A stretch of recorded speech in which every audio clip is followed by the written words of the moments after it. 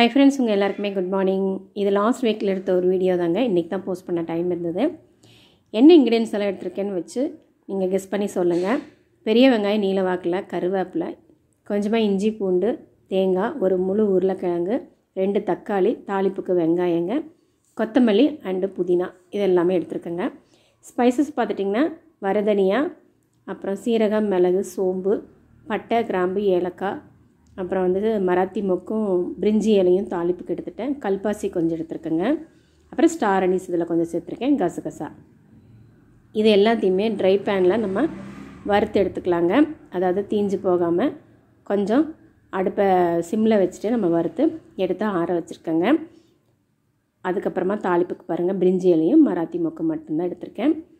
நம்ம சோயா உருண்டையை தான் சுடுதண்ணியில் போட்டு வச்சுருக்கேங்க. நல்லா 2 வாட்டி கழுவிட்டு பிழிஞ்சு எடுத்துக்கலாம். அந்த முழு உருளைக்கிழங்க தோல் எடுத்து வச்சுருக்கேங்க.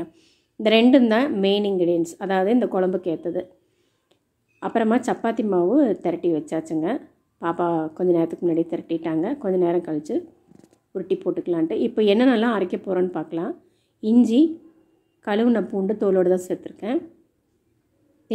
தேங்காய் ஒரு சில்லுன்னு சொல்லுவோம்ல அந்தளவுக்கு. பச்சை வெங்காயம் அரைக்கிறதுக்குங்க. தக்காளி சின்ன சின்னதாக 2 தக்காளி, இது எல்லாத்தையும் நம்ம பச்சையாக அரைக்க போகிறோங்க. நம்ம மசாலாஸில் பெரும்பாலும் இப்படி தான். என்னென்னலாம் இன்க்ரீடியன்ஸுங்கிறத மீண்டும் ஒரு தடவை பார்த்துக்கோங்க. இது தாளிப்புக்கு இந்த பிளேட்டில் உள்ளது. மாவு ரெடி ஆயிடுச்சு. இப்போ அதை பச்சையாக அரைக்கிறதுக்கு முன்னாடி நம்ம ட்ரையாக வறுத்து வச்சுருக்கோம் இல்லைங்களா, அது ஆறி இருக்கும். ஸோ அதை ஃபஸ்ட்டில் அரைச்சி எடுத்துக்கலாம். அதுக்கு முன்னாடி நம்ம உருளைக்கிழங்கு கட் பண்ணிவிட்டு இந்த சோயா உருண்டையெல்லாம் க்ளீன் பண்ணி எடுத்து வச்சிடலாம். ஏன்னா டக்குன்னு எல்லாத்தையும் க்ளீன் பண்ணி எடுத்து வச்சிட்டோம்னா நம்ம கடாய் வச்சோன்னா 1 by 1 போடுறதுக்கு ஈஸியாக இருக்கும். அந்த டைமில் இதெல்லாம் பண்ணிகிட்டு இருந்தோம்னா நமக்கு அடுப்பில் இருக்கிறது கருகிடும். ஸோ ஃபஸ்ட்டு அந்த ட்ரையாக இருக்கிறத நம்ம குட்டி ஜாரில் அரைச்சி எடுத்துக்கலாம். ஓரளவுக்கு நைஸாக அரைச்சிக்கலாங்க. இப்போ இதை இது கூடயே சேர்த்துட்டு கொஞ்சமாக தண்ணி, ஃபஸ்ட்டில் தண்ணி ஊற்றாமல் அரைச்சிக்கலாம். அதுக்கப்புறமா தண்ணி விட்டு அரைச்சிக்கலாம். ஏன்னா ஃபஸ்ட்டு இப்படி நம்ம பொடி பண்ணி சேர்த்தோம்னா தான் ஓரளவுக்கு நைஸ் ஆகும்.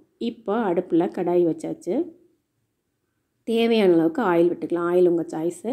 கடுகு, பிரிஞ்சி இலை, மராத்தி மொக்கு, இந்த 3மே நம்ம சேர்த்துட்டு கொஞ்சம் அப்படியே வறுத்து விடலாம். இந்த ஸ்பைசஸ் எல்லாம் கொஞ்சம் மணம் வரும் பாருங்கள். எண்ணெயில் பொரியும் போதே கொஞ்சம் மணம் வரும். அந்த டைமில் நம்ம நீல வாக்கில் வெட்டி வச்சுருக்கிற வெங்காயத்தை உள்ளே சேர்த்துக்கலாங்க. வெங்காயம் நல்லா வறுத்து வந்தால் தான் டேஸ்ட்டாக இருக்கும். கருவேப்பிலையும் சேர்த்தாச்சுங்க.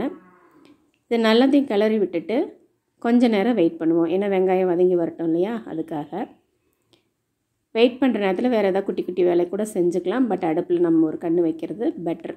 இப்போ கல்லுப்பும் கொஞ்சமாக மஞ்சத்தூளும் சேர்த்துட்டு மீண்டும் நல்லா வதக்கி விட்டுறலாம். வெங்காயம் இன்னும் வறுபடலை.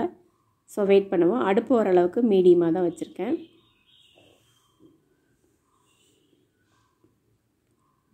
நம்ம இப்படி கலக்கி விட்டுட்டே இருந்தால் தான் வெங்காயம் நல்லா வறுபடும். முன்னாடி அடிபாகம் மேல் பாகம் திரும்பி வருங்க. இப்போ ஓரளவுக்கு வெங்காயம் வறுத்து வந்துருச்சுங்க. இந்த டைமில் நம்ம உருளைக்கிழங்க சேர்த்துருவோம்.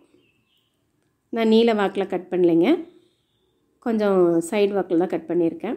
ஸோ நல்லா கிளறி விட்டுலாம். ஆல்ரெடி உப்பு மஞ்சத்தூள்லாம் போட்டுட்டோம். ஸோ உருளைக்கிழங்கு கொஞ்சம் கிளறி விட்டுட்டு இது வேகிறதுக்கு மாத்திரம் நம்ம கொஞ்சமாக தண்ணி சேர்த்துக்கலாங்க. ஏன்னா ஃபஸ்ட்டில் உருளைக்கிழங்கு சீக்கிரம் வேகாது. ஸோ தண்ணி விட்டுட்டு நம்ம இதை வேக வச்சு எடுத்ததுக்கப்புறமா சோயா உருண்டையை சேர்த்துப்போம். இப்போ உருளைக்கிழங்கு வேகிறதுக்கு ஏற்ற தண்ணியை நம்ம விட்டாச்சு. இப்போ ஒரு தடவை லேசாக கிளறி கொடுத்துட்டு நம்ம லிட்டு போட்டுடலாம். லிட்டு போட்டு ஒரு 10 minutes விட்டுருவோம். ஒரு பாதி வெந்துருங்க. அதுக்கப்புறமா நெக்ஸ்ட் என்ன பண்ணலான்னு பார்க்கலாம். இப்போ ஓப்பன் பாட்டில் கொஞ்ச நேரம் விட்டுட்டு நான் லிட்டு போட்டேங்க. லிட்டு போட்டு ஒரு 10 minutes ஆகிடுச்சு. ஸோ இப்போ கிளறி கொடுத்துடலாம். ஒரு பாதி வெந்த மாதிரி இருக்குது உருளைக்கிழங்கு. இருந்தாலும் கொஞ்சம் நேரம் ஓப்பன் பாட்டில் அந்த தண்ணிலாம் சுண்டி வரட்டுன்னு விட்டாச்சு. அதுக்கப்புறமா நம்ம அரைச்சி வச்ச அந்த பேஸ்ட்டு, அதாவது வெங்காயம், தக்காளி பச்சையாக அரைச்சோம் இல்லையா, அந்த ஸ்பைசஸ் எல்லாம் சேர்த்து அரைச்சதை அது உள்ள போட்டாச்சுங்க. இப்போ நம்ம அந்த பாத்திரத்தை லேசாக அலசிட்டு கொஞ்சம் தண்ணி விட்டுக்கலாம். உங்களுக்கு கொஞ்சம் ரொம்ப கெட்டியாக வேண்டாம், ஓரளவுக்கு மிட்டாக இருந்தால் போதும் அப்படின்னா நீங்கள் பார்த்து அளவாக தண்ணி விட்டுக்காங்க. ஏன்னா நம்ம சோயா போடும்போது கண்டிப்பாக தண்ணி விடும். இந்த டைமில் சோயா உருண்டையும் சேர்த்துக்கலாங்க. ஏன்னா அப்போ தான் கொஞ்சம் உப்பு காரம் பிடிக்கும். ஏன்னா உருளைக்கிழங்கும் பாதி வெந்துடுச்சு, அதனால் சோயா ஜங்க்ஸை நம்ம போட்டுட்டோம். செமி கிரேவியாக வந்தால் கொஞ்சம் டேஸ்ட்டாக இருக்கும் சாப்பிட்றதுக்கு. ஸோ எல்லாத்தையும் நம்ம கலக்கி கொடுத்துட்டு இந்த டைமில் உப்பு சரியாக இருக்கான்னு மட்டும் பார்த்துப்போம். பத்தலைன்னா கொஞ்சம் உப்பு சேர்த்துக்கலாம். இப்போ லிட்டு போட்டுடலாம். அடுத்து இதுக்கு வந்து நம்ம பூரி தயார் பண்ணோம் இல்லையா, நல்லா உருண்டை பிடிச்சி வச்சுருக்காங்க. நம்ம 1 பை 1 திரட்டி எடுத்துக்கலாம். பாருங்கள், ஒரு 10 மினிட்ஸ் கழித்து எடுத்து பார்த்தேன். சோயாலேருந்து எவ்வளோ தண்ணி விட்டுருக்குன்னு பாருங்களேன். நம்ம ஊற்றும் போது எவ்வளோ கெட்டியாக ஊற்றி வச்சோம், சோயா சேர்த்துனா இந்தளவுக்கு தண்ணி ஆயிடுச்சு குழம்பு. ஸோ உருளைக்கிழங்கு நல்லாவே வெந்து வந்துருச்சு. சோயா உருண்டையிலே நல்லா உப்பு காரமெல்லாம் பிடிச்சிருக்கு. இனி ஒரு 5 மினிட்ஸ் நம்ம விட்டுட்டோன்னா கொஞ்சமாக கெட்டிப்படும். இந்த டைமில் நீங்கள் பட்டர் சேர்க்கறனா சேர்க்கலாம். ஒருத்தருக்கு பிடிக்கும், பிடிக்காது. வேணாம் அப்படிங்கிறவங்க கொஞ்சமாக நெய் விட்டுக்கலாங்க. இப்போ லாஸ்ட்டாக நம்ம கொத்தமல்லியும் புதினாவும் நறுக்கி வச்சுருக்கோம் இல்லையா, அதை வந்து இதில் சேர்த்துக்கலாம்.